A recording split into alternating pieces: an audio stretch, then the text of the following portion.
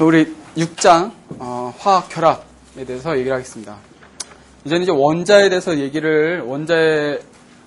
원자의 구조나 또는 원자가 핵하고 전자하고 되어 있고 그 전자가 핵 주위로 어떻게 배치되어 있는지 그런 것들을 양자수하고 관련해서 전자 배치하는 것을 다 배웠어요. 그리고 그것으로 인해서 주기성에 대해서도 얘기를 했었는데 이제 그런 원자들이 분자가 됩니다.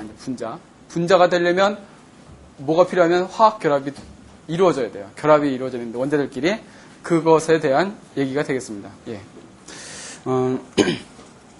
화학결합 6장 내용은 이렇게 많지는 않아서 1시간이면 다 할 것 같네요. 예. 원자과 전자와 루이스 기호. 이제 우리 전자 배치를 했었는데 전자 배치에서 뭐가 나오냐면 예를 들어서 우리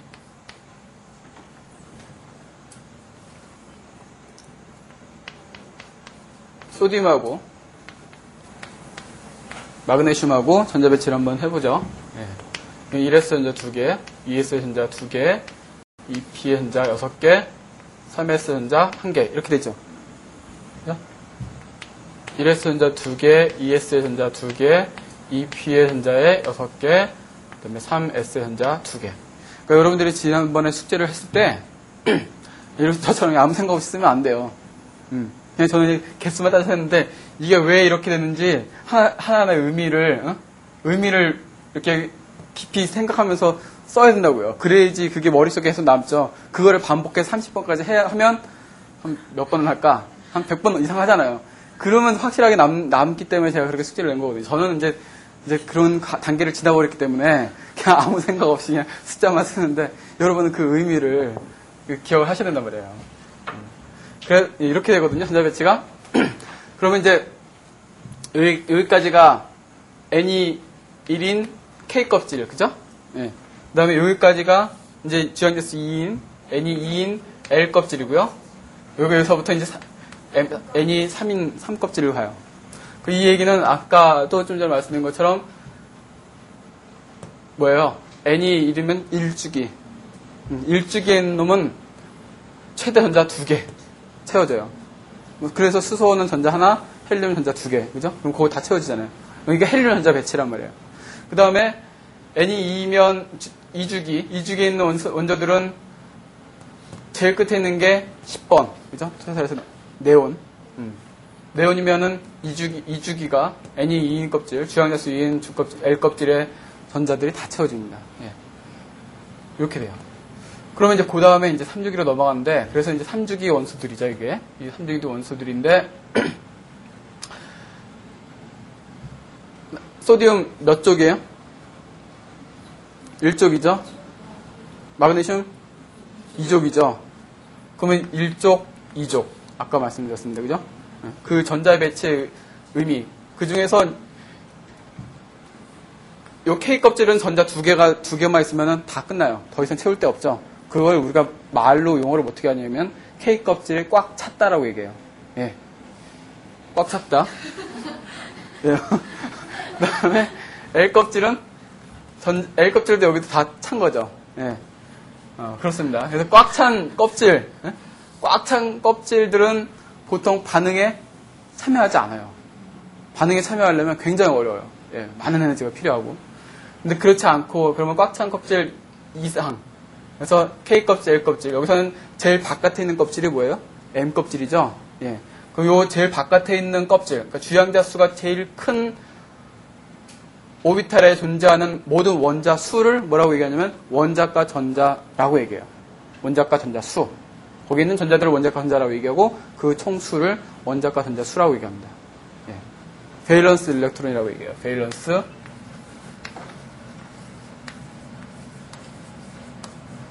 원자과 전자라고 얘기하는데 이 원자과 베일런스의 의미는 우리말로 이제 원자과 사전에도 이제 그런 의미로 되어 있는데 이거 의미는 뭐냐면 결합에 참여하는 전자라고 생각하면 됩니다. 결합에 참여하는 전자.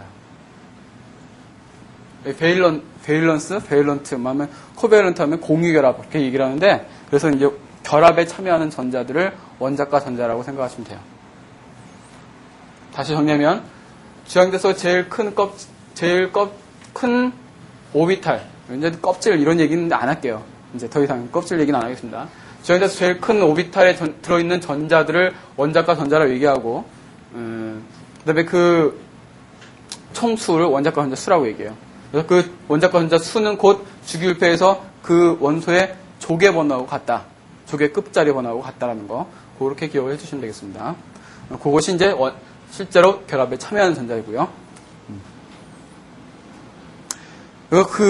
이제 우리는 이제 전자 배치를 이렇게 일일이 맨날 해서, 이건 이제 30분까지 다 해봤기 때문에 이제 안 하고, 이제 그거를 일일이 다 이렇게 쓰기는 귀찮으니까, 어떻게 쓰냐면, 이제 그 화학 결합을 나타낼 때, 루이스 기호라는 걸 사용을 해요.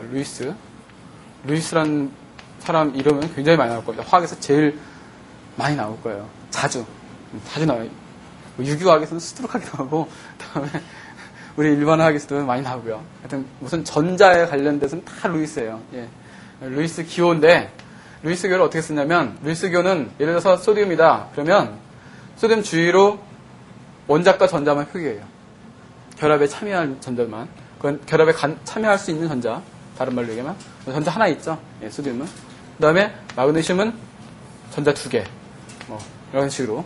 그래서 그 주위에, 원소 기호 주위에 그 원자과 전자를 이렇게 하나씩 표기를 합니다. 그것이 일반적인 표기 방법이고요. 거기 이제 예로 나와 있는 건 탄소. 탄소 같은 경우는 이제 원자과 전자가 몇 개예요? 4개죠. 이제 그 원자과 전자를 이렇게 전자 배치를 안 해도 알아야 돼요. 왜냐면 이제 2주기까지는, 그러니까 이런 식으로 빼줘야 돼요. 원자 번호 있으면, 예를 들어서 16번이다. 그러면 2개 빼고, 또 8개 빼고 하면은, 그러니까 10개를 빼는 거죠, 토탈. 10이 넘었으니까. 10개 빼고 6개죠. 6개가 원자과 전자예요. 예. 그렇게 생각하시면 돼요. 그래서 6개 원자과 전자. 탄소는 6번이니까 얘는 2개 빼면 4개가 원자과 전자. 그죠? 요런 원리에 의해서. 그런 원리에 의해서 그렇게 된 거지, 산수적으로 그렇게 계산하시라는 의미는 아니고요. 그런 의미, 이렇게 빨리 하려면 그렇게 생각하시면 되겠다. 그래서 루이스 기호 그렇게 표기한다는 거. 그 다음에 옥테트 규칙. 이 옥테트 규칙은 많이 들으셨을 거예요. 옥테트라는 건 8개잖아요. 그죠? 8개. 8개. 여기서 8개짜리 있죠. 여기 보면 8개죠. 응? 이것도 8개죠. 그 다음에, 이렇게 전자가 어떤 결합이 일어날 때, 그 원자 주위에, 원자과 전자를 기준으로, 그러니까 꽉 찬 껍질에 있는 전자들은 생각 안 합니다. 이 원자과 전자를 중심으로 얘기할 때 그 원자의 주위에 존재하는 전자 개수는 총 8개가 되면 안정하다라는 얘기예요. 그것이. 근데 그것의 의미는 뭐냐면, 그 8개가 된다라는 의미는 우리가 영적 원소, 18족 원소, 영적 원소의 전자 배치가 제일 안정하거든요. 그렇기 때문에 모든 원자들이 결합을 하면 누구처럼 되길 원하냐면 얘네들처럼 되길 원해요. 영적 원소. 그러면 예를 들어서 소듐이다, 마그네슘이다. 그 이놈들은 누구처럼 되고 싶냐면 얘네들의 같은 주기에 있는 영적 원소 또는 그 전주기에 있는 영적 원소. 이 경우는 이제 얘네들은 금속이기 때문에 전자를 잃어버리니까 얘를 11번이니까 전자 잃어버리면 10번 네온처럼 되기를 좋아해요. 얘네 둘은. 전자를 잃어서 영적 원소가 될 수도 있고요. 전자를 얻어서 영적 원소가 될 수도 있어요. 그거는 이제 내가 전자를 몇 개 갖고 있느냐 그런 거에 따라서 좀 달라져요. 그러니까 하나나 2개 있으면은 버리는 게 더 이익이거든요. 여기서 얘가 8개 되려면 7개를 얻어야 되니까 7개 얻는 것보다는 하나 버리는 게 쉽거든요. 우리가 산수적으로 따진다 해도. 그래서 얘네들은 전자를 잃어서, 이제 네온의 그 바로 전주기에 있는 영적 원소들의 전자 배치를 갖습니다. 예. 그래서 그거를 이제 주위에 이제 그렇게 해서, 그 영적 원소들이 전부 다 보면은 헬륨은 2개죠. 10번 네온, 아르곤, 뭐 이런 식으로 나가죠. 그럼 얘 18번 이렇게 나가니까, 이런 식으로 되는데, 그러면 요 주기에 있는 원소들, 또는 여기 있는 것들은 전부 다, 좀 더 말씀드렸듯이 그 전 주기의 영적 원소나, 또는 그 주기에 있는 영적 원소의 전자 배치를 갖기를 원해요.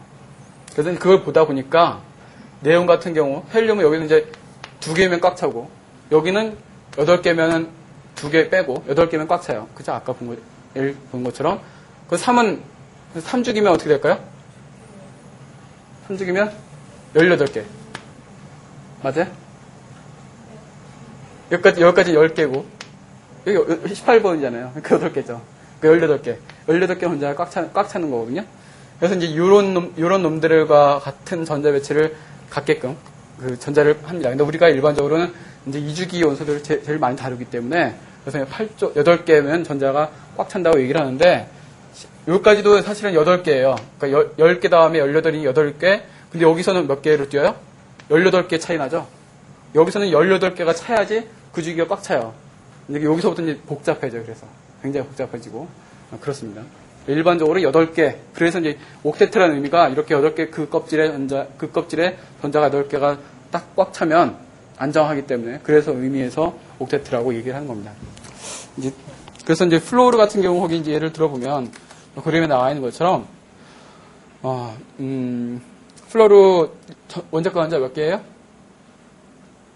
플로르는 7개죠? 그러니까 7조 원수죠. 17조 원수잖아요. 그죠? 7개예요. 그죠?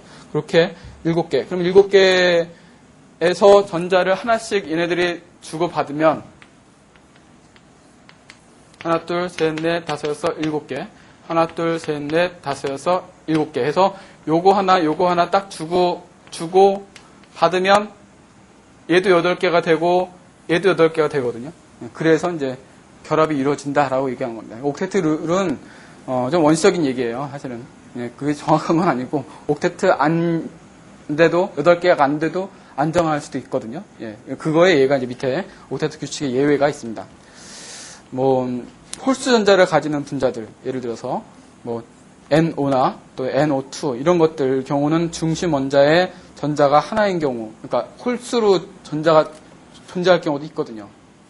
질소 같은 경우는 원자과 전자가 몇 개예요? 7번이니까 5개죠? 2개 빼면. 그리고 5개니까 3개를 받든가 아니면 어떻게 해서든지 8개를 되든가 아니면 이런 식으로 홀수계가 갖게 있으면 이런 홀수계 전자가 주위에 질소 같은 경우는 몇 개예요? 지금 NO 같은 경우는 전자가 2, 4, 6, 7개가 되는 거죠. 왜 7개가 돼요? 거기 보시면 이중결합이 있으니까 여기 이제 플로르하고 플로르끼리 전자 하나씩 주고받아서 결합이 되면 아까 제가 한 것처럼 선 하나를 이렇게 그어요. 그리고 요것이 2쌍 이렇게 되면 선을 하나 더 그어요. 그 다음에 3쌍이 되면 하나 더 그었습니다. 3중결합까지 있어요. 이렇게. 그래서 이거 이중결합이니까 여기 전자가 몇 개 있냐면 한 쌍, 2쌍이 있는 거예요. 그러니까 여기서 반은 얘 거고 반은 얘 거예요. 일반적으로 공유결합 그렇게 얘기한다면 그렇기 때문에 여기서 지금 그러면 보세요. 동그라미가 질소거 전자라면 질소 원자과 전자 수 몇 개예요? 5개라고 했죠? 맞죠? 하나, 둘, 셋, 넷, 5개. 이런 식으로 되어 있을 때는 이제 그런 게 옥테트의 예외다. 그렇게 생각하시면 되겠습니다. 그렇게 존재하는 이유는 옥테트, 그 다음 밑에 얘기를 하면서 얘기하겠습니다. 불완전한 옥테트 또 있어요. 이제 옥테트보다 작은 경우 BF3가 대표적인 거예요.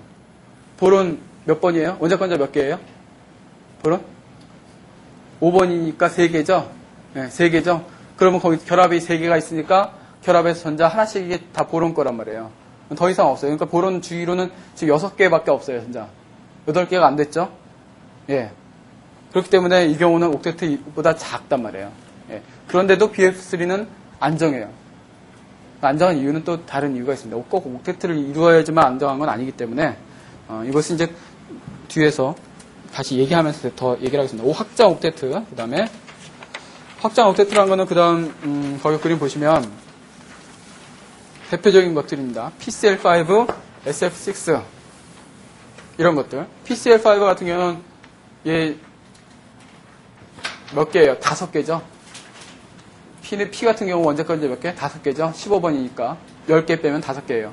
5개의 전자가 Cl과 하나씩 주고받으면서 토탈 10개 주위에 10개의 전자 배치가 됩니다. 인 주위로. 그죠? 그래서 PCl5의 그런 구조가 돼요. 이 구조의 모양은 우리가 다음 장에서 다시 배우게 될 겁니다. 그 다음에 SF6.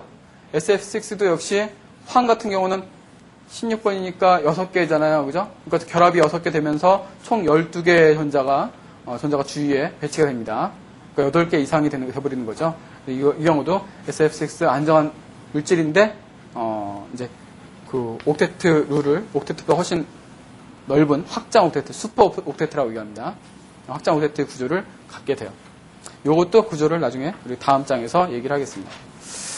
예, 그렇게 이제 기본적으로는 옥테트 룰을 만족시키게끔 전자가 배치가 됐는데, 그렇지 않은 경우도 있다. 그 다음에 이제 결합의 종류들 몇 가지를 얘기를 하겠습니다. 결합의 종류. 첫 번째 이온 결합, 그 다음에 공유 결합, 그리고 뒤에 보면은 이제 나중에 또 나올 텐데, 수소 결합도 있고요. 일단, 먼저, 이온 결합에 대해서 먼저 얘기를 하겠습니다. 이온 결합은 전기음선도 차이예요, 이제. 전기음선도를 이제 기억을 하고 값을 수치적으로 아까 제가 기억하는 방법은 말씀드렸죠. 그거는 이제 아마 실제로 그 연습 문제를 풀다 보면은 이거 외우지 않으면 못 풀게끔 된 그런 문제도 있어요. 그러니까 그거는 제가 연습하라는 의미에서 낸 거니까 그렇게 하시면 되겠고요. 일단 금속하고요. 비금속하고 하고의 결합이 일반적으로 이온 결합을 해요. 왜냐하면 금속은 아까 또 얘기한 것처럼 양이온이 되기 쉬워요? 음이온이 되기 쉬워요? 양이온이 되기 쉽죠? 비금속은 음이온이 되기 쉽단 말이에요. 그러니까 얘는 잘 버린 상태로 존재하기를 좋아하고 얘는 전자를 받은 상태로 존재하기를 좋아해요. 그러니까 서로 이제 궁합이 맞는 거잖아요. 플러스 마이너스 얘네 둘끼리 결합을 합니다. 그래서 그렇게 해서 이루어진 정전기적인 플러스와 마이너스 완전히 분리된 전하에 의해서 그런 결합이 일어난 것이 이온 결합이고요. 근데 금속이나 금속 같은 경우는 전기음선도가 비금속보다 예를 들어 같은 주기라면 어떻게 돼요? 전기음선도가 이쪽으로 왔을 때 더 작죠, 그죠? 이쪽으로 와서 전기음선도가 크고 전기음선도가 크다는 거는 마이너스가 되기가 쉽다는 거죠. 전기적 음성이 되려는 경향이 큰 거니까. 마이너스가 되는 경향이고, 이쪽으로는 전기음성이 작으니까, 정기적으로는 플러스 되려는 경향이 상대적으로 플러스가 되려는 경향이 되는 거예요. 그렇기 때문에, 그러면 금속이 저희 처음에 주기율표 얘기했을 때 금속과 비금속 위치 얘기했습니다. 이쪽에 있는 것이 알칼리 토금속, 금속, 이것들이 금속이고, 여기가 이제 비금속인데, 그래서 얘네들끼리 서로 이온 결합을 하는 거예요. 근데 이거 사실은 그렇고요. 전기음선도 이 차이가 아주 큰, 그러니까 1족, 2족, 16, 17, 15족 이런 정도의 분자들이 서로 이렇게 결합을 하면 대부분 이온 결합이에요. 1족, 2족, 15, 16, 17 이 정도. 예. 그러니까 이게 쌍을 이루는 건 보통 이제 1족, 17족, 2족, 16족 이렇게 되는데 그 복잡해지면 서로 얽히기도 하는데 대부분 1족, 2족 15, 16, 17조 이 정도의 금속, 비금속들이 대부분 결합을 하면 이온 결합을 한다. 그렇게 하시면 되겠습니다. 그 이제 노트에는 1족하고 17족 얘기만 나왔는데 2족, 16족도 넣으시면 돼요. 그 전기음선도 그래서 결합하는 그 두 원자의 전기음선도 차이가 많이 나면 굉장히 많이 나면 이온 결합이 되는 거예요. 극단적으로 나면 사실은. 전기음도적으로 보면 그렇게 이해하시면 되겠습니다. 이온결합 화합물의 특성 거기 몇 가지 나와 있는데요. 내용은 1번부터 6번까지 한번 읽어보시면 되겠는데 이온결합은 플러스 마이너스 완전히 분리된 전하에 의한 그 결합이기 때문에 어떤 면에서 굉장히 결합력이 세요. 네, 그거 하나 일단 확실하게 알아두시고요. 굉장히 결합력이 세기 때문에 그 분자들을 이렇게 우리가 그 이온 결합에 의해서 어떤 화합물이 이루어졌다 그러면 이런 식으로 생각하시면 돼요. 플러스하고 마이너스하고 이렇게 해서 분자가 이루어졌죠. 그럼 분자가 이 한 분자가만 있어요? 그렇지 않죠. 이 분자가 실제로 우리가 할 때는 굉장히 많은 거예요. 6.5 1몰만 해도 10의 23승계인데 그러면 여기에 전자 다른 또 똑같은 놈이 플러스 마이너스 띄는 놈이 이렇게 또 있단 말이에요. 그러면 마이너스 쪽으로는 누가 있겠어요? 플러스가 있겠죠. 이런 식으로 이렇게 해서 그러면 이제 요것이 마이너스 있고 플러스 있고 이렇게 존재하겠죠. 이런 식으로 배치가 된단 말이에요. 대부분 이온 결합은. 그렇기 때문에 이온 결합을 하고 있는 물질들을 끓이거나 녹이려면 얘네들이 서로 이렇게 분자들끼리 서로 강하게 결합을 하고 있는데 결합은 상호작용을 하고 있는데 분자들끼리 그거를 끊어야 되니까 여기를 끊어서 얘네들이 자유롭게 날아가게끔 만들어줘야 되니까 에너지가 훨씬 많이 필요해요. 그러면 녹는 점이나 끓는 점이 다 높아요. 이온 결합 화합물들은. 그렇게 생각하시면 됩니다. 그것이 제일 이제 특징적으로 우리가 다른 거하고 같이 알아두셔야 되는 제일 기본적인 것이고요. 그 다음에 이제 플러스 마이너스가 되니까 이제 보통은 극성육매. 극성에 대해서는 좀 이따가 다시 말씀드리겠습니다. 극성육매 잘 놓고. 그 다음에 화학 반응 속도도 빨라요. 왜냐면 플러스 마이너스가 확실하게 구분되어 있기 때문에 잡아당기는 힘이 달라서 그렇게 해서 이온들 간의 화학 반응 속도가 훨씬 더 빠르다. 그 정도로 그 특징을 기억을 해두시면 되겠습니다. 그 다음에 이제 공유결합. 우리가 대부분 배우는 거는 사실은 공유결합이에요.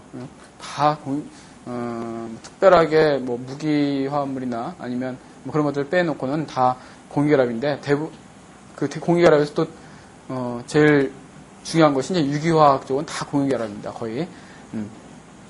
공유결합은 뭐냐? 좀 전에 말씀드린 것처럼 이런 식의 전자를 공유에 말 그대로 공유를 해서 결합을 하는 거예요.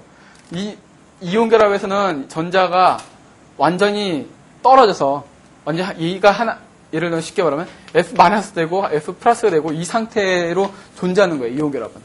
근데 공유 결합은 그렇게 극단적으로 완전히 전자가 분리가 되지는 않고 이 사이에 이제 존재를 하는데 전기음수 차이에 따라서 한쪽으로 쏠릴 수도 있고 그런 거예요. 예. 그것이 공유 결합과 이온 결합의 차이입니다. 예.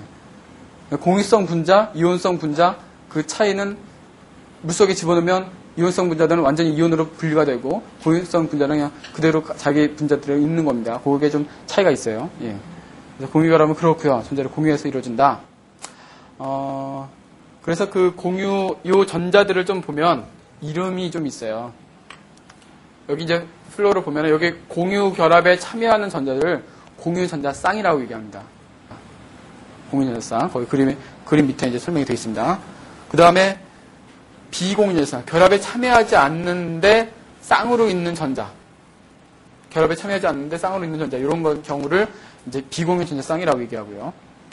그 다음에 이 경우 지금 플로라 같은 경우는 그런 경우가 없는데 결합에 참여하지 않는데 쌍으로 있지도 않은 전자가 있어요. 예, 그런 경우는 쌍을 이루지 않는 전자가 그래서 비쌍 전자라고 얘기합니다. 또는 로운 페어? 로운 페어는 이거고 비쌍 전자 또는 뭐라 할까요? 보통 이제 비쌍 전자라고 얘기를 합니다. 많이 쌍을 이루고 있지 않는 전자. 그리고 전자 쌍의 이름은 그렇고요. 그래서 공유결합 물질의 특성, 그 다음 페이지 보시면은 이제 좀 1, 2, 3, 4, 5 쭉 나와 있고요. 공유결합은 이온결합하고 차이점으로 기억을 해두시면 되겠어요. 공유결합 화합물은, 그러니까 공유결합 잘 생각해야 될 게 뭐냐면요. 제가 이거 이온결합 설명할 때도 그 구분은 말씀 안 드렸는데, 여기는 얘하고 플러스와 마이너스 사이에 확실한 결합이에요. 결합이 일어나서 뭐가 돼요? 분자가 되죠. 그 다음에 이 동그란 것이 분자 하나인데, 이 분자가, 이거 이온결합성 분자, 이온결합하고 있는 분자고, 이것도 이온결합을 하고 있는 분자고, 이것도 이온결합을 하고 있는 분자예요. 이런 분자들 사이에는 결합이 있어요, 없어요? 분자들 사이에는 결합이 있을까요, 없을까요? 없죠. 분자들 사이에 결합이 있으면 그게 서로 다른 분자가 아니라 한 분자죠. 그러니까 결합이라는 거, 그 차이가 잘 생각을 하셔야 될 게, 원자들끼리 결합하면 뭐가 돼요? 분자가 된단 말이에요. 분자하고 또 분자가 또 결합이 일어난다? 그것도 분자예요. 그거보다 좀 더 큰 분자가 되는 거죠. 그러니까 결합을 이루고 있다라는 그 자체하고 분자들끼리의, 제가 아까 얼핏 분자들끼리의 결합이라고 얘기 안 하고 상호작용이라고 얘기했습니다. 상호작용. 상호작용이라는 거는 결합을 하지 않아도 서로 어떤 힘을 주고받을 수 있단 말이에요. 그건 엄연히 다른 거예요.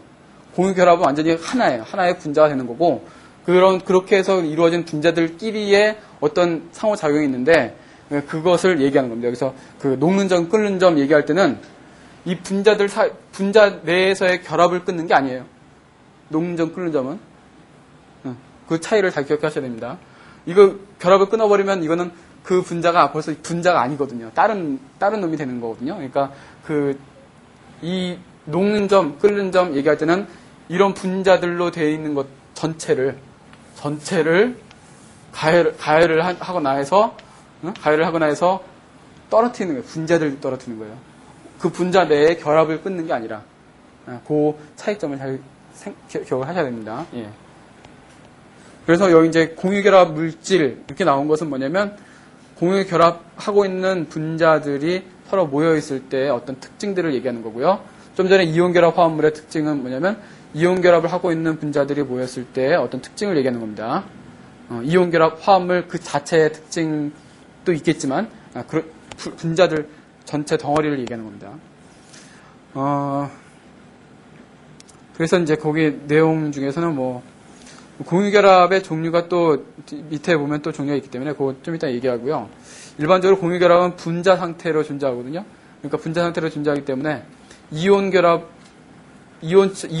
하고 있는 분자들하고는 좀 달라요. 그래서 결합력이 굉장히 약하고 상대적으로.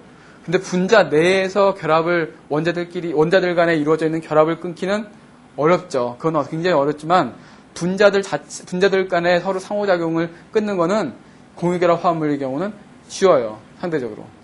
그래서 이 녹는 점이나 끓는 점이 오히려 이온 결합하고 있는 화합물보다 녹는 점, 끓는 점이 낫다. 예. 그렇게 생각하시면 되겠습니다. 그 다음에, 비극성 용매, 주로 비극성 용매에 잘 녹고요. 공유결합 물질은. 그래서 이온성 분자들보다는, 분자들 사이의 방향이기 때문에, 반응 속도가 좀 느리고요. 이온결합 화합물에 비해서. 예, 그렇게 특징을 서로 비교해서 기억을 해두시면 되겠습니다. 이것도 가끔 축제되는 부분들이에요. 그런 특징들을 서로 이제 알고 있느냐, 모르고 있느냐. 그 다음에 이제 5절, 공유결합의 종류에 대해서 얘기를 하겠습니다. 공유결합의 종류는 공유결합을 할 때 전자들을, 그 원소들이 얼마만큼 서로 잡아당기느냐 그 차이를 갖고 우리가 얘기를 합니다. 그래서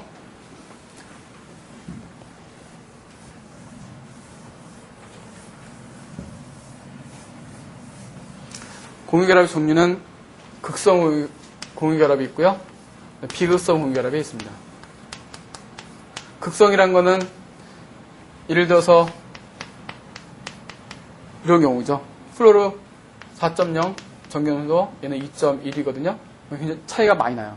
뭐 얼마예요? 1.8 정도 나면 차이가 많이 나는 건데 이런 경우는 극성결합이에요. 쉽게 말하면 그런 전기浓도 차이가 많이 나서 한쪽으로 쏠리면 전자들이 한쪽에 쏠리면 전자가 뭐예요? 정기적으로 마이너스잖아요. 그죠? 그러면 이거 마이너스 덩어리가 한쪽으로 쏠리면 전체적으로 이쪽으로 정기적으로 마이너스가 생겨요. 부분적으로. 완전히 아까처럼 이온결합처럼 완전히 분리되는 건 아닌데 전자들이 이쪽으로 얘보다 상대적으로 조금 더 많아서 델타 마이너스라고 그렇게 해서 델타라는 표현을 씁니다. 부분적으로 음전환을 띠고 있다. 델타 마이너스. 수소 같은 경우 반대로 전자들 잃었으니까 델타 플러스 부분적으로 양전환을 띱니다. 부분적인 양전화, 음전화 사이에 음전화의 그 분포가 이루어지고 그죠? 그렇게 형성된 그런 결합을 극성 공유 결합이라고 얘기해요. 이온 결합하고는 다릅니다. 이온 결합은 이것이 완전히 분리된 거예요. 그러니까 전기浓도 차이가 이보다 훨씬 더 큰 경우 그런 경우가 해당되겠죠. 근데 그 기준은 뭐 어디서 어디까지가 극성이고 어디서 어디까지가 뭐 이온 결합이고 그 기준은 명확한 건 없어요. 예, 그렇게 생각하시면 되겠습니다. 아까 말씀드렸듯이 뭐 이온 결합은 1족, 17족, 2족, 16족 그런 놈들끼리 결합을 하게 되면 이루어지는 거고요. 극성 공유결합. 그다음 비극성 공유결합은 뭐 거의 두 원자가 종류가 같을 때는 전기음도 차이가 없으니까 그런 경우는 비극성 공유결합이 됩니다. CH 우리가 흔히 말하는 뭐 이런 수소하고 탄소 이런 것도 거의 비극성이라고 보시면 돼요. 전기음 차이가 작기 때문에 비극성 분자라고 보시면 됩니다. 아까 말씀드렸지 수소가 2.5고 수소가 2.1이고 산소가 2.5니까 0.4 굉장히 작은 차이이기 때문에 얘 일반적 유기화합물은 일반적으로 유기화합은 탄소, 수소, 산소, 뭐 질소, 황 이 정도로 구성이 되는데 그런 놈들 비교해 보면 전기 분도가 거의 차이가 없거든요. 얼마 차이가 안 나기 때문에 다 비극성 분자예요. 이런 경우. 네, 비극성 결합입니다. 사실 엄밀하게 얘기할 때는 이 차이도 여기도 이것도 차이가 있어요. 그죠? 차이가 있기 때문에 똑같은 원자들 간의 결합이 아닌 이상은 다 극성이라고 보는데 전반적으로 이거 지금 말씀드린 거는 이제 분자 차원에서 이런 비극성 분자다라고 얘기하는 겁니다. 분자에 대한 얘기는 좀 뒤에 다시 얘기를 하겠습니다. 그래서 비극성 결합은 전기 분도가 동일한 경우만 엄밀히 얘기하면 그것이 비극성 공유 결합입니다. 공유 결합 자체로 얘기할 때는요. 예. 극성 공유 결합 얘기했고요. 그다음에 이제 이런 그 공유 결합이 분자 내에 하나만 있는 건 아니잖아요. 이렇게 이온자 분자만 있는 건 아니죠. HF나 이런 경우. 지금 탄소처럼 뭐 탄소, 수소 사이의 결합이 몇 개씩 있을 수도 있잖아요. 한 분자에. 그러니까 이런 경우는 그 분자의 극성. 여태까지는 지금 뭐에 대해서 얘기했냐면 극성 공유 결합이죠. 결합이라고 얘기했죠. 이것도 결합이라고 얘기했습니다. 여긴 결합에 대한 얘기예요. 이거는 분자의 극성이고, 그러니까 극성에 대한 관점이 두 가지예요. 두 가지. 하나는 결합의 극성이에요. 하나는 분자의 극성. 분자의 극성이란 건 뭐냐면 쉽게 수식 산수적으로 쓴다면 시그마 결합 극성이에요. 결합의 극성. 이렇게 생각하시면 돼요. 물론 시그마라는 의미, 수학적으로 그 단순한 의미는 아니지만 개념적으로 그렇다는 얘기예요. 결합 극성을 다 고려를 해줘야지 분자의 극성이 나온다는 거예요. 거기에 사실은 플러스 분자 구조까지 있습니다. 분자 구조까지 생각을 해야지 분자 구조와 그게 결합 극성까지 다 생각을 해서 그 분자의 극성이 결정이 돼요. 그러니까 이건 조금 결합의 극성 생각하는 거는 아주 기본적인 선 단계고 그거를 복합적으로 생각해야 되기 때문에 조금 어려울 수도 있는데 뭐 그거는 이제 분자 구조에 대해서 그 다음에 약간의 개념만 있으면은 뭐 어렵진 않아요. 이거는 많이 나오는 문제들이니까 그 분자 극성이냐 비극성이냐라는 건 반드시 판단할 줄 아셔야 돼요. 예. 그러면 그걸 판단할 때 우리가 결합의 극성을 우리가 어떻게 표현하냐면 아까 말씀드렸듯이 HF 이렇게 예를 들면 이쪽에 델타 플러스 델타 마이너스에서 극이 생긴단 말이에요. 폴. 이거는 폴이라고 그러죠. 근데 극이 양쪽에 생기죠. 양쪽에 생겨요. 그래서 다이폴이라고 얘기하거든요. 우리말로는 이중 극자. 이렇게 생기면 물리적으로 정기적으로 보면은 플러스와 마이너스가 있으면 어떤 모멘트 어떤 방향이 결정이 돼요. 모멘트 크기와 방향이 갖고 있는 어떤 하나의 양이 생기는데 그거를 우리가 뭐라고 얘기하면 이중극자 모멘트라고 얘기합니다. 또는 다이폴 모멘트 또는 뭐 이걸 쌍극자 모멘트 다 똑같은 말이에요. 예. 양쪽의 극이 원자 사이의 전기음도 차이에 의해서 전자가 한쪽으로 쏠리면 한쪽에는 델타 부분적으로 마이너스, 한쪽에는 부분적으로 플러스. 그러면 그렇게 해서 양쪽에 극이 생기면 약간의 크기로 생기는 그 정기적인 어떤 모멘트가 생기는 거예요. 어떤 물리적인. 그러면 이제 이걸 표기를 어떻게 하냐면 플러스에서 마이너스 쪽으로 표기를 합니다. 그 크기와 방향을 갖고 있는 어떤 하나의 값인데 이것은 이중극자 모멘트라는 거거든요. 이런 방향이에요. 방향은 이렇게 표기하고 이거를 플러스 마이너스. 요게 플러스 M이에요. 요게 플러스 M이 플러스에서 마이너스를 간다. 이렇게 생각하시면 돼요. 표기는 그렇게 해요. 요게 이제 그 이중극자 모멘트의 방향이에요. 방향. 크기는 어떻게 계산하냐면 크기는 거기에 놓여 있죠. 하전량. 이 델타 플러스 얼마만큼 분리가 되느냐. 델타 플러스 마이너스 그 크기 값하고 곱하기 뭐예요? 하전이 분리된 거리. 여기 잘 안 보이는데 하전이 분리된 거리. 얘 플러스와 마이너스 사이에 거리가 얼마만큼. 그러니까 원자와 사이에 거리를 생각하면 되겠죠. 그래서 그 원자 사이의 거리와 그다음에 그 하전 델타의 정도에 따라서 이 모멘트의 크기는 달라져요. 일단 우리가 그 크기 자체는 사실은 큰 의미가 없고요. 우리가 일반화해서 따지는 거는 다 일단 방향을 생각을 해야 돼요. 방향. 이 방향인데 우리가 크기와 방향을 갖고 있으면 그걸 뭐라고 그러죠? 크기와 방향을 갖고 있는 걸 뭐라고 그래요? 벡터라고 그러죠? 우리 얘기했었죠? 벡터 개념이에요. 그래서 이 벡터는 크기 방향을 다 고려를 해줘야 되기 때문에 결합극성이 따졌죠? 플러스 마이너스 다 따졌어요. 그것을 분자 구조에 따라서 얘 놈의 그 방향성을 다 고려를 해줘야 된다고요. 그래서 벡터 같은 거 벡터의 합, 벡터의 차 뭐 이런 것들이 있잖아요. 그런 거 분자 구조에 따라서 그걸 고려를 해주면 그 분자가 극성인지 아닌지 알 수가 있어요. 근데 기본적으로 일단 어떤 분자든 이거 이제 이중극적 모멘트가 있다 그러면 그거는 결합 자체에는 극성이 있는 거예요. 결합 자체는 이 결합에 대해서는 극성이 있지만 그 결합을 여러 개 이런 식으로 결합이 여러 개 있는데 그것을 토탈 다 해보니까 이 벡터 크기가 제로가 된다. 그러면 그 분자는 비극성 분자가 되는 거예요. 그러니까 이 결합의 극성과 분자의 극성 차이는 굉장히 중요한 거니까 잘 기억을 해두셔야 됩니다. 일단 결합의 극성, 전개도 차이가 생기면 이중극적 모멘트 생기고 그렇게 해서 결합의 모멘트 쉽게 말하면 이렇게 생각하면 되죠. 결합의 극성, 결합의 모멘트, 이중극적 모멘트, 결합의 모멘트 그것들을 분자 구조하고 다 합쳐서 모든 결합에 대해서 다 모멘트를 생각을 해주면 그것이 분자의 극성이 된다는 얘기예요. 이제 한번 해볼게요. 뭘 해보냐면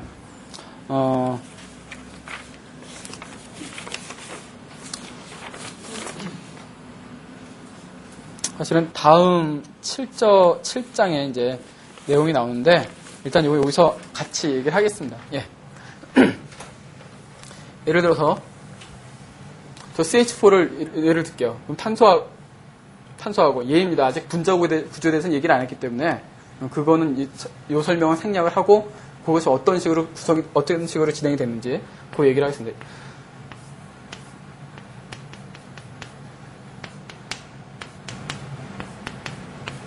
메세인이라고 합니다. 메탄인데 메탄 같은 경우 이런 구조를 가져요. 삼각 정사면체라고 그러는데 우리는 정사면체라고 그러는데 제가 오늘 분자 구조를 가져왔는데 너무 작아서 사실은 잘 안 보일 거예요. 이따가 이거 뭐 보신 분들 계실 거예요. 이런 식으로 예를 들면 이게 이제 이게 같은 녹색이구나. 검정색이 보통 이제 탄소고요. 이게 흰색이 수소예요. 그러면 탄소를 중심으로 해서 이제 정사면체예요. 이렇게 봐도 정삼각형, 이렇게 봐도 정삼각형 밑에 정삼각형이 4개가 붙은 거예요. 그래서 정사면체가 되는데 이런 구조거든요. 이게 이런 구조인데 여기 보면은 아까도 말씀드렸듯이 수소하고 탄소 얘 2.1, 2.5 얼마만큼 뭐 그 극성 차이는 없지만 이 결합 자체는 극성이거든요. 예. 그러면 결합 이거 방향이 얘가 플러스 마이너스죠. 이렇게 된단 말이에요. 그죠? 예. 이렇게 돼요. 그러면 이쪽에서도 이렇게 해서 이렇게 가고 여기서도 이렇게 가고 여기서도 이렇게 한단 말이에요. 이 이중극적 모멘트가. 이거를 예전에 뭐 벡터가 고등학교 때 나오죠? 나오나요? 고등학교 나오죠? 벡터 수 2에 나오나요? 수 1에 나오나? 수 2에 나와요? 아무튼 그 벡터 합을 하셔야 되는데 요것들을 이렇게 된 거를 그러면 이건 결론은 극성 빵이에요. 비극성이라는 얘기예요. 비극성 분자인데 왜 그러냐? 이것들을 이제 생각을 해야 돼요. 요것들을 다 합쳐요. 어떻게 합치냐? 벡터 합 어떻게 해요? 뭐 이런 벡터하고 뭐 이런 벡터가 이렇게 위치가 다르게 있다. 그럼 어떻게 해요? 얘를 그대로 이렇게 옮겨서 여기다 갖다 붙여주죠. 예, 그대로 이동해서 여기다 갖다 붙여줍니다. 이동시켜서. 근데 그거에서 요 합이 요거 두 개의 합이죠, 그죠? 이런 식으로 합을 구하는 거예요. 벡터 합을. 그럼 얘를 보면은 탄소를 중심으로 얘 이렇게 옮겨줘요. 응? 예를 들면 뭐 빨간색으로 뭐 정확하게 표현은 안 되겠지만 일단 개념적으로 얘기하면 얘 이렇게 옮겨주고 얘 또 이렇게 옮겨주고 근데 또 얘 이렇게 옮겨주고 얘도 이렇게 옮겨주면 탄소를 중심으로 다른 이제 사방으로 뻗는데 대칭적으로 뻗어요. 팔이 어떻게 뻗어요? 지금 이것처럼 탄소를 중심으로 수소 방향으로 다 똑같은 크기로 똑같은 방향으로 전체 각도나 뭐 거리나 이런 거 보면 똑같은 대칭 형태로 뻗어져 있기 때문에 그거의 합은 0이에요. 왜냐하면 여기서도 0이 되는 경우가 뭐가 있을까? 이런 벡터하고 이런 벡터하고 합하면 이 두 개가 방향이 같고 방향이 다 반대고 크기가 같기 때문에 제로가 되거든요. 이런 경우는 제로예요. 예. 이 마찬가지. 이것이 이제 입체적으로 사방으로 이렇게 정사면체 꼭지점을 향해서 똑같은 크기로 이렇게 분산이 되기 때문에 그러면 이제 제로가 되는 거예요. 그래서 이제 그 분자의 몸의 분자의 극성은 없다. 비극성 분자다라고 얘기를 합니다. 그리고 이걸 하려면 일단 결합의 극성이 있냐 없냐라는 걸 일단 그것도 얘기를 해야 되지만 그거는 기본적인 거고 분자 구조를 알아야 된다는 거예요. 분자 구조를 모르면 이걸 못해요. 네, 분자 구조를 모르면. 그렇기 때문에 요거 이제 뒤에 다시 우리가 7장에서 더 얘기를 할 겁니다. 오늘은 지금 이 시간에 요거 조금만 얘기를 했습니다. 이런 식으로 이제 우리가 극성, 비극성을 따진다는 거. 그러면 이제 우리 공유결합의 종류 얘기하면서 거기 밑에 세 번째 보면은 배위 공유결합 있습니다. 배위 공유결합은 어떤 한 원자에 소속된 전자를 일방적으로 다른 원자에 제공을 해주면 우리 보통은 공유결합 하면은 서로 하나씩 이렇게 주고받잖아요. 그죠? 하나씩 주고받는 게 일반적인 건데 그렇지 않고 어느 한 원소에 해서 한 원소에 소속된 전자 쌍을 한쪽 전자 없는 원자나 아니면 뭐 부족한 원자한테 일방적으로 제공을 해서 이거를 다 서로 그거를 공유를 해서 이루어지는 결합을 그걸 배위 공유 결합이라고 얘기합니다. 예. 차이점 아시겠죠? 예. 요건 다 질소 거고 여기는 이제 얘 질소 하나 거, 얘는 수소 거 이렇게 되는 거예요. 근데 이렇게 줘서도 결합이 이루어지는 경우가 있어요. 거기 예를 나와 있는 것처럼 뭐 보통 이온이 형성될 때가 대부분 이제 그런 경우가 되겠습니다. 그래서 배위 결합, 그냥 배위 공유 결합, 그냥 배위 결합, 공유자 안 쓰고 그냥 배위 결합이라고 얘기를 많이 합니다. 배위 결합은 우리가 착물, 착이온, 배위합물 이제 나중에 우리 거의 끝날 때쯤 다음 달 마지막 때쯤 보면 배우게 될 텐데 거기서 주로 그 무기화합물에서 많이 나옵니다. 그래서 전자쌍을 제공하는 원자를 이제 뭐 주계 원자, 전자쌍을 받는 원자를 받계 원자 뭐 이렇게 이름 부른다라는 거 보시면 되겠고요. 그러면 그 다음으로 넘어가서요. 공유결합 화합물의 루이스 구조 표기 방법. 이제 루이스 구조가 사실은 뭐 원자 자체로만 표기하는 거는 뭐 원자과 원자 표기하는 끝인데 이걸 분자 차원에서 루이스 기호를 표기하는 거는 그렇게 어려운 것도 아니지만 또 쉬운 것도 아니에요. 그러니까 쉬운 거는 그냥 휙 하면은 그냥 나오는데 어려운 거, 좀 애매한 경우는 그냥 안 해보면은 좀 어려워요. 그런 부분이 루이스 기호 표기하는 거예요. 그래서 아마 그 연수 문제에도 루이스 구조 표기하라는 문제가 좀 있을 거예요. 그러니까 그거 참고해서 풀어보시고요. 직접 손으로 해봐야 됩니다. 그래서 그 하는 방법이 뭐 숫차적으로 이렇게 1, 2, 3, 4, 5 있습니다. 이거는 글쎄요. 뭐 제가 또 이 부분에 대해서 설명을 해야 될지 모르겠는데 룰이에요. 뭐 일단 그렇게 하는 방법인데 사실은 저는 거기 써놓긴 써놨지만 그거 써놓으면 더 헷갈려요. 사실은 그냥 하면 이게 더 빠른데 아무튼 그냥 한번 해보겠습니다. 예를 들면 거기 뭐 NF3의 루이스 구조를 그려라. 그럼 질소하고 플로로가 3개가 있죠? 플로로가 3개, NF3니까. 그러면 지우고 하죠.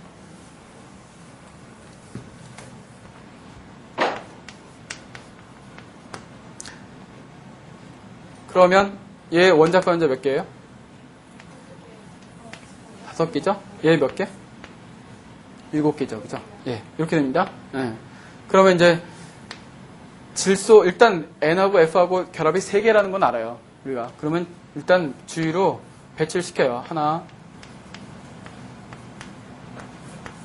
뭐 둘 중에 동그라미를 뭐 질소라고 합시다. 예. 그리고 플로로.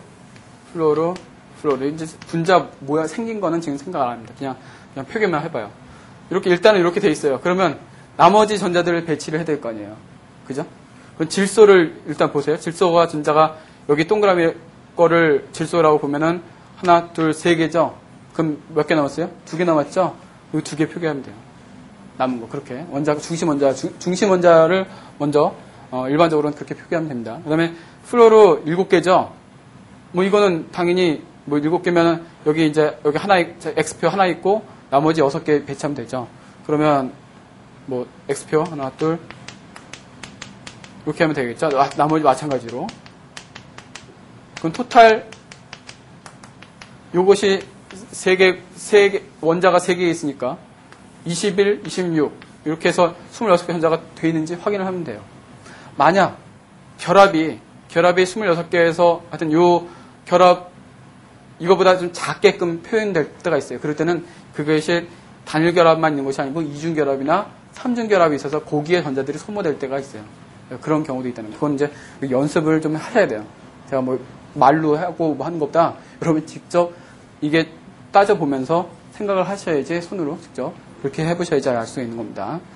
그 방법은 거기 써 있으니까 그대로 한번 연습을 해보시기 바랍니다. 연습 문제 갖고. 그러면 형식전화로 넘어가겠습니다. 7절. 형식전화. 이제 루이스 구조를 이렇게 구조를 그려다 보면은 어떤 경우는 루이스 구조가 하나만 있는 것이 아니라 다 맞는데, 그러니까 이렇게 안 해도 다르게 해도 전자 표기가 다 되는 경우가 있어요. 이제 그 예를 여기다가 제가 예를 안 들었는데 그런 경우가 있거든요. 그래서 그러면 여러 가지 루이스 한마디로 말하면 어떤 분자식에 대해서 이 분자식에 대해서 루이스 구조가 2개 이상 여러 개 나올 때가 있어요. 다 맞는 루이스 구조가. 그럴 때 그러면 그 중에서 진짜 실제 구조에 하고 가까운 놈이 있을 거라고요, 분명히. 근데 그것이 어떤 거냐라는 거를 우리가 찾을 때 어떤 방법을 쓰냐면 이 형식전화를 계산을 해요. 형식전화를 계산하면 그 루이스 구조가 실제 구조에 가깝다라는 거를 우리가 확인할 수가 있어요. 어떤 구조가 가까운지. 그거를 어떻게 하냐면 예를 들면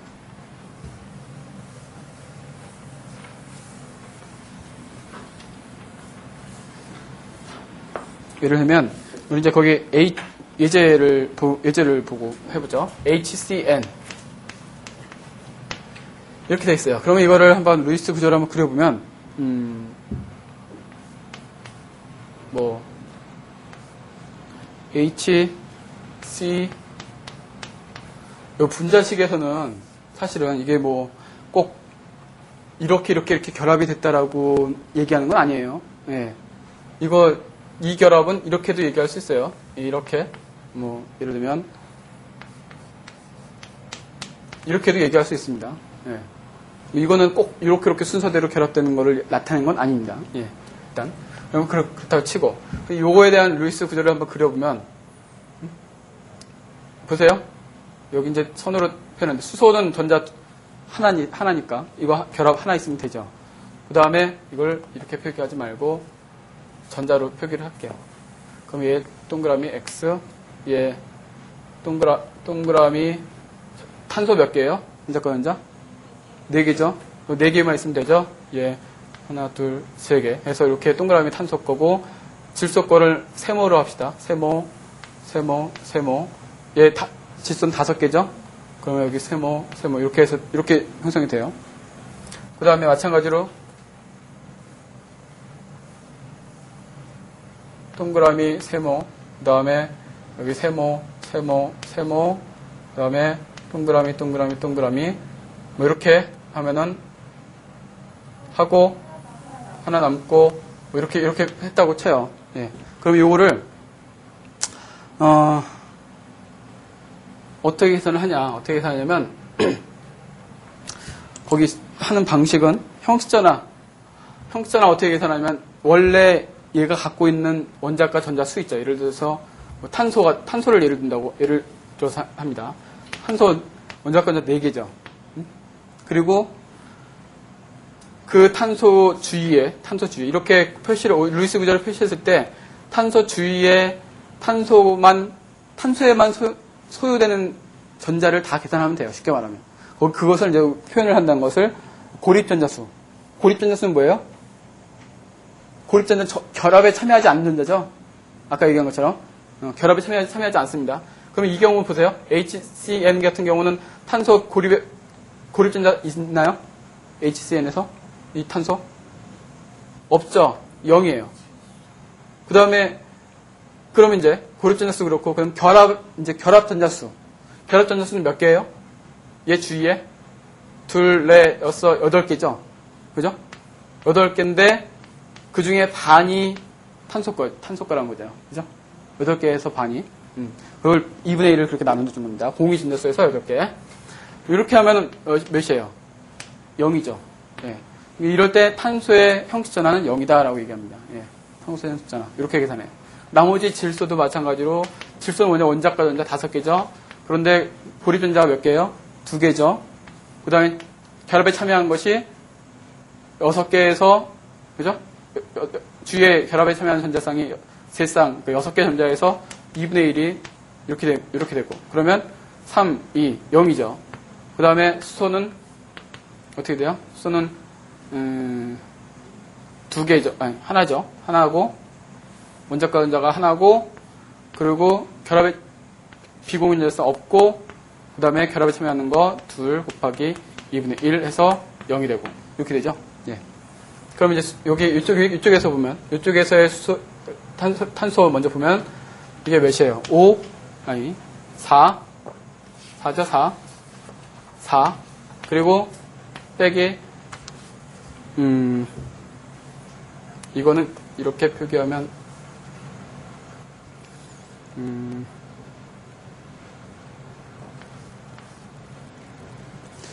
전자를 이 경우는 이렇게 표기합니다.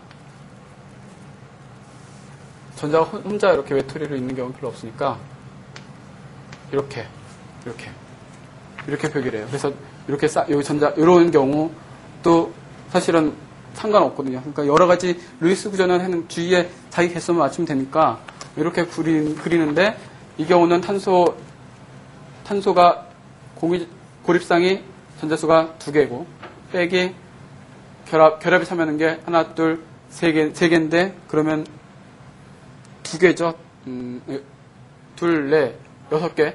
6개 곱하기 2분의 1. 그러면 4. 마이너스 2죠. 그죠? 마이너스 2고 여기서의 질소는 5 빼기 고립상 없죠. 여기 결합에 참여한 게 하나, 둘, 셋, 넷, 4개. 4개면 8개죠. 8개에서 2분의 1. 그러면 4개 1. 그 다음에 수소는 역시 똑같이 1 마이너스 0 마이너스 2 곱하기 2분의 1 이렇게 되죠. 그러면 아니 뭐가 틀렸네? 뭐 틀렸지?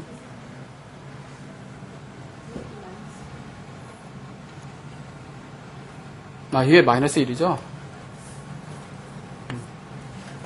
뭐가 틀렸는지 확실히 알 수 있는 건 뭐냐면 다 더하면 0이 돼야 되거든요. 중성 분자의 경우는 형식전화를 다 더하잖아요. 그러면 그 분자에 대해서 0이 돼야 돼요. 그러니까 분명히 마이너스 1이 있으면 플러스 1이 있어야 되고 플러스 1이 있으면 마이너스 1이 있어야 됩니다. 그래서 이제 이렇게 됐을 때 뭐 어떤 식으로도 루이스 구조는 그릴 수가 있겠지만 그것이 실제 구조에 가까운 루이스 구조다고 얘기를 하려면 그 분자의 각 구성 원자들에 대해서 형식전화를 이렇게 계산한다는 겁니다. 형식전화를 계산해서 제일 낮은 값 일단 기본적으로 그 분자의 그 전하 수나 아니면 중성 분자의 경우는 0이 맞아야 되는 거고 그리고 그 중에서 형식전화 값이 제일 작은 값들로만 이루어져 있는 것. 그러니까 주로 다 000으로 되어 있는 것이 사실은 제일 안정해요. 그러니까 여기서 이거하고 비교했을 때 왼쪽하고 오른쪽 분자를 비교하면 여기는 마이너스 1과 1하고 형식전화가 있거든요. 이쪽에는 형식전화 다 0 없고 형식전화가 0인 경우 없는 경우가 훨씬 더 안정합니다. 예, 거기 이제 그 노트에 그렇게 되어 있을 겁니다.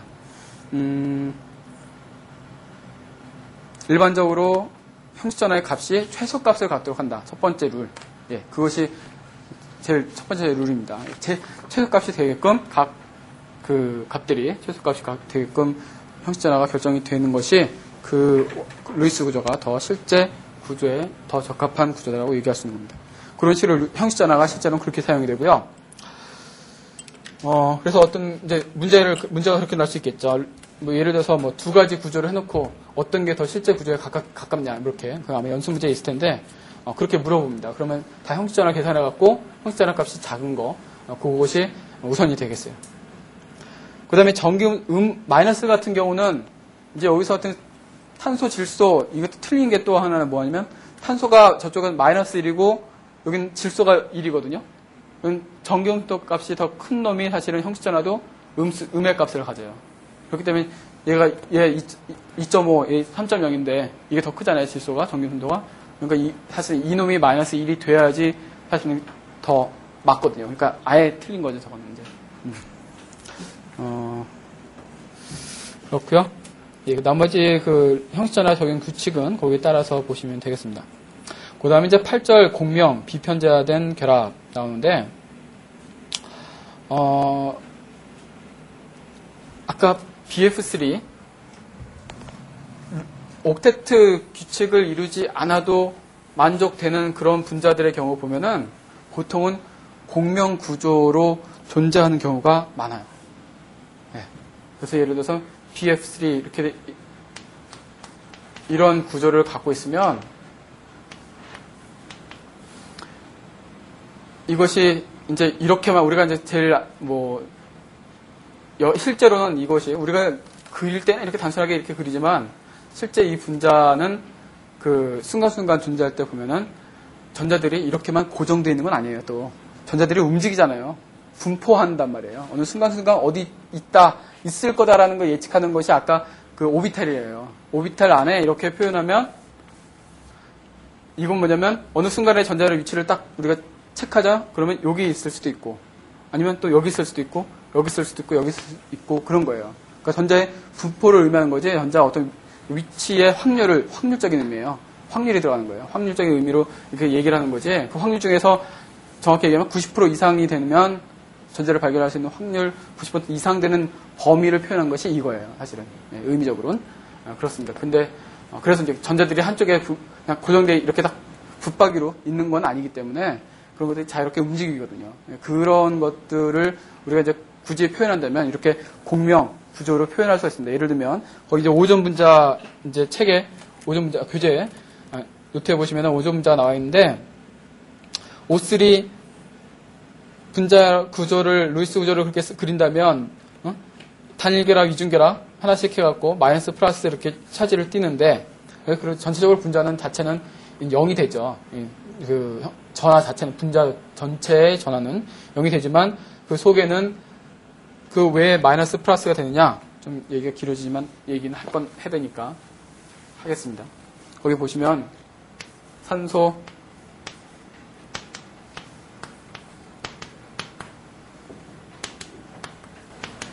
여기가 이제 마이너스고 여기가 플러스 이렇게 있죠?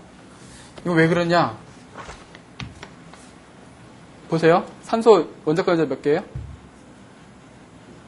6개죠? 예, 8번이니까 6개.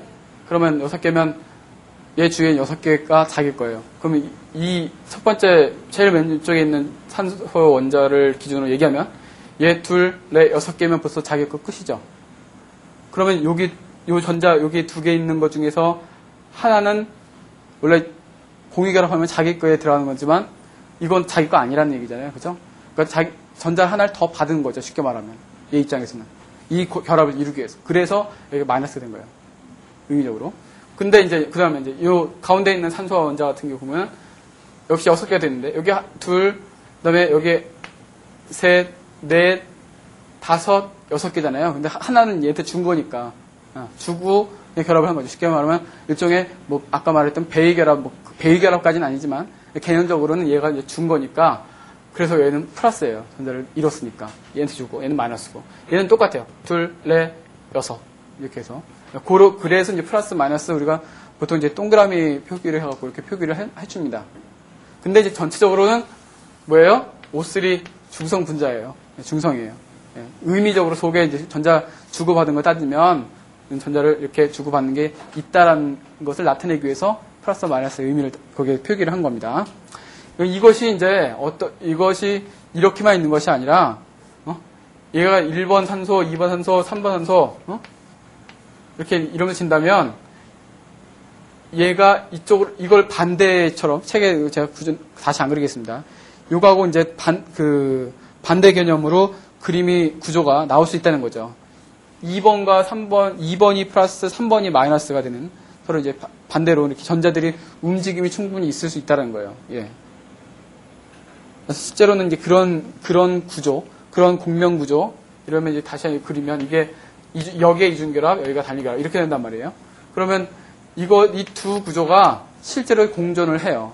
공존한다는 증거는 뭐냐면, 우리가 이 산소 결합 길이를 보면 다 똑같아요. 이 두 개가. 결합 길이가. 근데 우리가 딱 봤을 때 이거 이중결합이고 단위결합이면 어떤 게 결합 길이가 더 짧아요? 이중결합이 더 짧거든요. 그는 뒤에서 아마 다시 얘기할 겁니다. 이중결합 결합이 더 짧아요. 결합이 더 세거든요.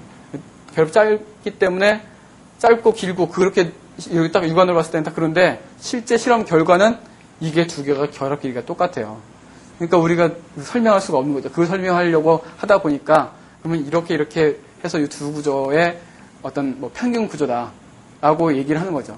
평균이라면 그것은 이제 공명 구조다. 공명 구조다라고 얘기합니다. 두 구조의 공명이다. 순간순간 뭐 이렇게 왔다 갔다 한다는 것, 그것의 평균값이 그래서 이제 여기 단일결합도 아니고 이중결합도 아닌 1.5중 결합 뭐 그 정도로 해서 전부 다 여기도 마찬가지로 그래서 이제 결합 길이가 같은 거 아니냐 뭐 이런 식으로 해서 해석을 하는 겁니다. 그런 의미에서 이제 공명 구조가 필요한 것이고요. 요거를 이제 요것도 글쎄요 뭐 주관식 나와도 별로 실제로 글이라고 뭐 이렇게 하는 문제들은 잘 못 봤는데 뭐 객관식도 마찬가지지만 못 봤는데 기본적으로 한번 해보셔야 돼요. 예, 해보시기 바랍니다. 전자 배치하는 거, 루이스 구조 그리는 거, 이 연습을 하는 거니까, 그래서 아마 뒤에, 공명 구조 그리는 문제도 좀 있으니까, 그거 한번 그려보세요. 예, 제가 같이 그리진 않겠습니다, 그거는. 예, 그렇게 해서 우리가 화학 결합에 대해서 얘기를 했습니다. 화학 결합의 종류, 그리고 특히 공유결합 중에서 공유결합의 종류에서 극성 공유결합, 비극성 공유결합, 전기음성 값에서 그렇게 결정이 되고, 그 다음에 극성 공유결합이 있을 때 이중극자 모멘트가 생기는데, 쌍극자 모멘트, 다이폴 모멘트가 생기는데, 그것이 결합의 쌍극자 모멘트하고, 그 다음에 그것이 확장돼서 여러 개의 결합을 다 합친 분자의 쌍극자 모멘트는 다르다라는 거, 그 명심을 하시고요. 루이스 구조 표기하는 거 좀 연습을 해보시고, 그 다음에 실제 구조와 가까운 것을 판단할 때는 형식 전화를 갖고 우리가 판단한다는 거. 그렇게 해서 좀 정리를 해두시면 되겠습니다. 공명 구조하고 루이스 구조 표기하는 방법은 좀 연습을 해보세요. 예, 그거는 뭐 시험하고 실질적인 건 아니지만 그래도 여러분들의 화학적인 기본적인 생각으로는 연습을 하셔야 됩니다. 예, 그렇게 해서 우리가 6장 화학 결합은 강의를 여기서 마치겠습니다. 예. 우리 엄마가